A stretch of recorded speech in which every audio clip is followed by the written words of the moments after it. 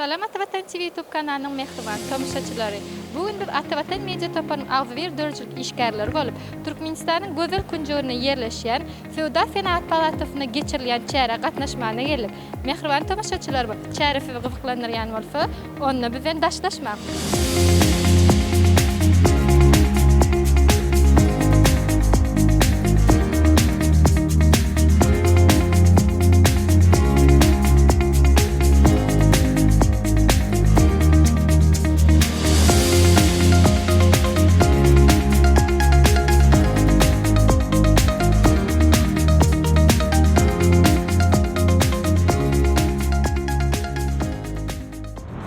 Добрый день, меня зовут Михалев Михаил, я из города Санкт-Петербург, представляю компанию Евросиб.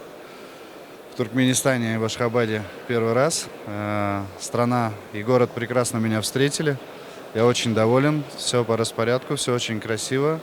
Прекрасный welcome-концерт состоялся сегодня с участием народных ансамблей Республики Туркменистан. Очень познавательно для культуры. Здесь свою компанию представляю как транспортное перевозочное агентство, бюро, и любуюсь стендами туркменских перевозчиков, своих партнеров и коллег по железнодорожному цеху и по мультимодальным перевозкам. Mehriban tomoshachilarimiz, gelingen Warfa ýerde Türkmenistanyň Daşary işler ministrliginiň Halkara gatnaşyklar institutynyň talibiniň ýürek buýfançyklaryny diňläýär. Здравствуйте, я Деленза Мухадова, студентка третьего курса факультета международной журналистики Института международных отношений Министерства иностранных дел Туркменистана. Сегодня, 3 мая 2023 года, в Торгово-промышленной палате Туркменистана проходит международный форум и выставка под названием «Международные транспортно-транзитные коридоры, взаимосвязанность и развитие». Транспортная дипломатия является ключевым фактором для достижения цели устойчивого развития. Недавно прошедший форум 26 и 27 апреля 2023 года в Астрахани Туркменистан выступил с предложением выключить морской порт Туркменбаши в структуру международного транзитного коридора Север-Юг. Это предложение еще раз доказывает активное участие Туркменистана в развитии транспортной дипломатии. Выгодное геополитическое расположение Туркменистана открывает новые окна возможностей в развивающихся экономических тенденциях. Bugün Türkmenistanyň Feodal Fenaat Edarasyna halkara ulug üfdaşyr geçelýärleri özara ara baglanşyk we ösüş 2020 çatly 2-nji halkara maslahaty we terwisi geçirilýär. Forumyň açylyş dawrasyny hökümet agzalary, ministrlikler we pudoklaryň dolandyrış edaralaryň ýol başçylary, daşary ýurtlaryň Türkmenistanyň diplomatik gullukları, ýurdumyzyň köpçülikleri habar beriş serişdeleriniň we ýokarky mekdepleriniň wekilleri gatnaşýarlar. Bugünkü bu çärede ýurdumyzyň köp uğurly halkara üfdaşyr ulug we logistika düzümlerini kemale getirmek boýunça 20 meçberli, milli we sivil ähmiýetli tasnamalary amala aşyrmak başlangyçlaryny gollamagy, şeýle hem Aziýa we Ýewropa döwletleriniň arasyna sowda ykdysady hyzmatdaşlygy Hitaýdan täze derejä çykarmaga ýardam etjekdigine önem bildirilýär. Soňra Feodal Fenaat Edarasynyň sergi balyna geçirilen çäre gatnaşyjylar ýaýbanlandyrylan giň gerimli gözden geçirişi synadylar. Bu ýerdäki diwarlyklarda ulug logistika pudagyna uly tejribe toplan milli düzümleriň we daşary ýurt kompaniýalaryň ýetek tepkitleri görkezildi. Bugünkü bu çäre olaryň 150den gowrak gatnaşýar. Günüň ikinji ýarymynda halkara maslahatlar öz işine başlady. Oňa hökümet wekilleri, milli we halkara ulug kompaniýalaryň ýol başçylary, logistika guramalarynyň we iri halkara maliýe düzümleriniň ýol başçylary, degişli urlarda ýöretilýän agentlikleriň, ölümi taslama edaralarynyň, ýokarky mekdepleriniň wekilleri gatnaşdylar. Maslahatyň deflatky meýnamasyna degişli urda halkara hyzmatdaşlygyň östürilmegi, logistika arkaly feodal dolanşygyny artdyrma mümkinçilikleri, häzirki zaman ykdysadyetine ulug we logistikaның özara ara baglanşygy, synnaşdyrma, innovasion tehnologiýalar ýaly meseleler girildi.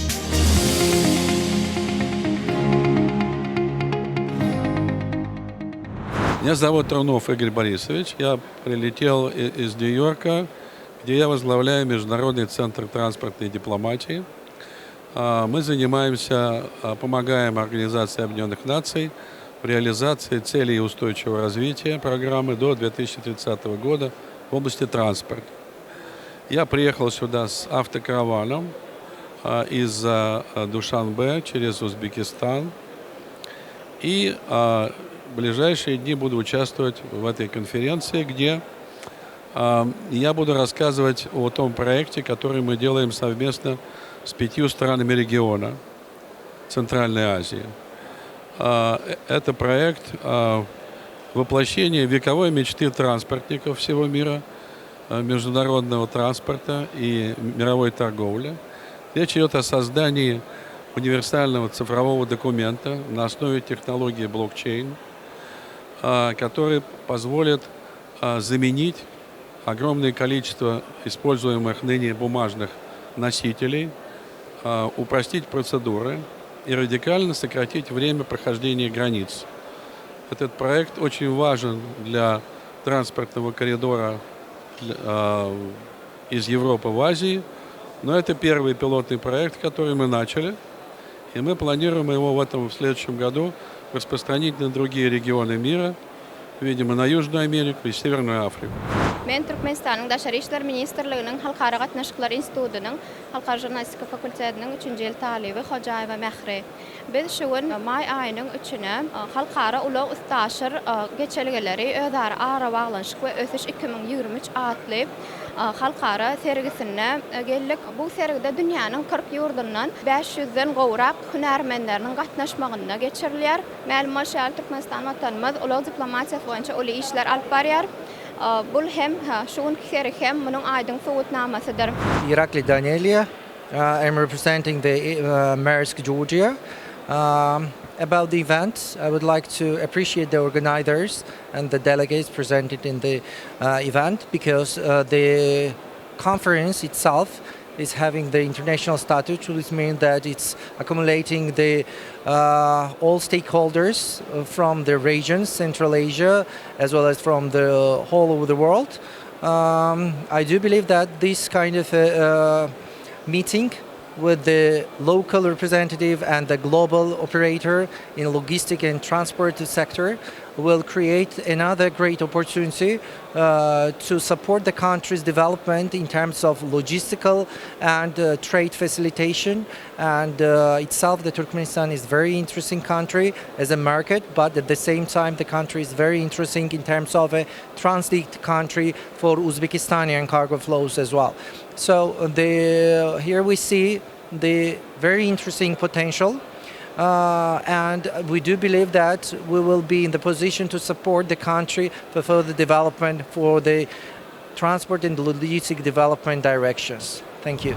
Здравствуйте, меня зовут Мамедова Айгуль, я студентка Института международных отношений Министерства иностранных дел Туркменистана. Сегодня, как мы видим, в торгово-промышленной палате проходит выставка «Транспорт и логистика. Международные транспортные транзитные коридоры, взаимосвязь и развитие». Как мы видим, сегодня принимают участие 500 специалистов из 40 стран мира. Мы, как будущие специалисты-международники, нам очень приятно в столь важном таком конференции нам участвовать, конечно же, принимать участие и расширить свой мозговой ум. Hello, my name is Li Luyao, International Manager of China-Turkmenistan Partnership Logistics Company. Our company have cooperate with PetroChina, and in the future we will ready to cooperate. Will transport the energy in Turkmenistan between the two countries. Yeah, that's it. Thank you very much. Mehriban tamaşaçılarımız, ine bugün görüşme viyali, bugünkü çare logistik firmalar, şeyle de hem Fairpaypuf kerhanası hem özünün ediyen işi bilen şu günkü ferga gatnaşa, gelin şu yerde Fairpaypuf kerhanasının işgärinin berjek gurunlaryny dinleýän. Salam, özüňi bilen tanıştyraysaňyz.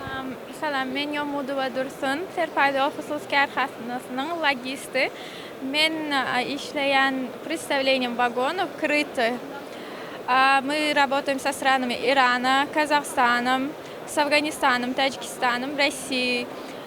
Также имеем возможность работать с странами Прибалтики с представлением вагонов и грузов. Dursun, siz bugünkü ferge özüňiziň haýsy işiňiz boýunça gatnaşmagyna geldiňiz? Haýsy edýän işiňizi bize tamaşa edýän tamaşaçylarymyza gurun bermek isleýäňiz? Biz var şu Eyran kampanyalarına, Eyran Respublika, şunal kırıtı yapıp görünüşünek vagonları, açık görünüşünek vagonları hazırlayız. Yapıp görünüşünek vagonlarına pişinitsa un aşağı bilerler, katıken önümler öneriyorlar, pıkırval, kliyonka, finiki, suhafruktular çıkarıyor. 68 ton yüklükler bilerler, ödü amatlı, qımmat düşanok, железнодорожный demir yol en amatlı hesaplanıyor.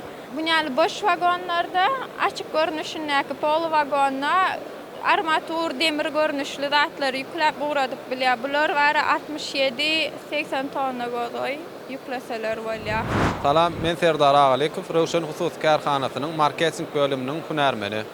Bugün biz halkara sergide Rövşen Husus Kärhanamyzda öňürilýän derlenmez we ayakkaplanmaz boýunça sergide çykyş etýär. Rövşen Husus Kärhanasynyň ayakkapdal berde türlü derden önýän türlü önümleri berde sergide görkezýär. Denanlar üçin, erkekler üçin sumkalar, gapçyklar, türlü derden önýän önümlerin ähli görnüşleri bizde bar.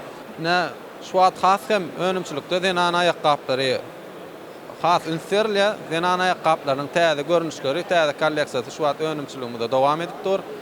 Yürütü oglanlar üçin berde sport ayakkapları täze önümçülüği başlady. Ine görüşüňiz ýaly sport ayakkaplar günnelik oglanlar üçin giýmäne rahat, ykçam, arasda derden önürilen ayakkaplar. Esas bellek geçmez atlamyzyň biri ine Türkmen hawa ýollaryna, halkara hawa uçuşlaryna, uçarlarda içinde kreslalaryna, ine Rövşen Husus Kärhanasynyň önüren kreslary görmek mümkin berde. Arasda ykçam, arasda derden önürilen kreslalar. Ine asyna işmez ýaly, arasda derden rahat kreslalar berde önümçülükde dowam etdi. Hemme müşterilerimizi Rövşen ayakkaplaryna, arasda derden önürilen ayakkaplar satyn almaga çağırýar. Rövşen ayakkaplar bilen her ädimiň rahatlygyny duýun. Hormatly tamaşaçylarymyz, bugünkü çäre Beýik Ýüpek ýol hususy kärhanasy hem öz döredýän işleri bilen halka ködürläp bu çäre gatnaşmagyna gelipdir. Gelin olaryň berjek gürüňlerini diňläýäler. Salam, özüňiz bilen tanışdyraýsaňyz. Salam, men Imano Tamile, hususy kärhana Beýik Ýüpek ýolunyň marketing we kaýtyn hünärmeni, Toyota bölüminde. Tamile, bize tamaşa edýän tamaşaçylarymyza öz edýän işleriňiz barada bir giňişlerini gürüň beräýin. Näme işler bilen meşgullanýaňyz? Hususy kärhana Beýik Ýüpek ýolu transportly kompaniýa bolup gelýär. Türkmenistan 2010-njy ýyldan näri biziň podrazdeleniýamyz Toyota bolýar. Toyota biz maşyn getirýäs, ofitsialny resmi diýiller Türkmenistanyň. Toyota marka maşynlaryny getirýär.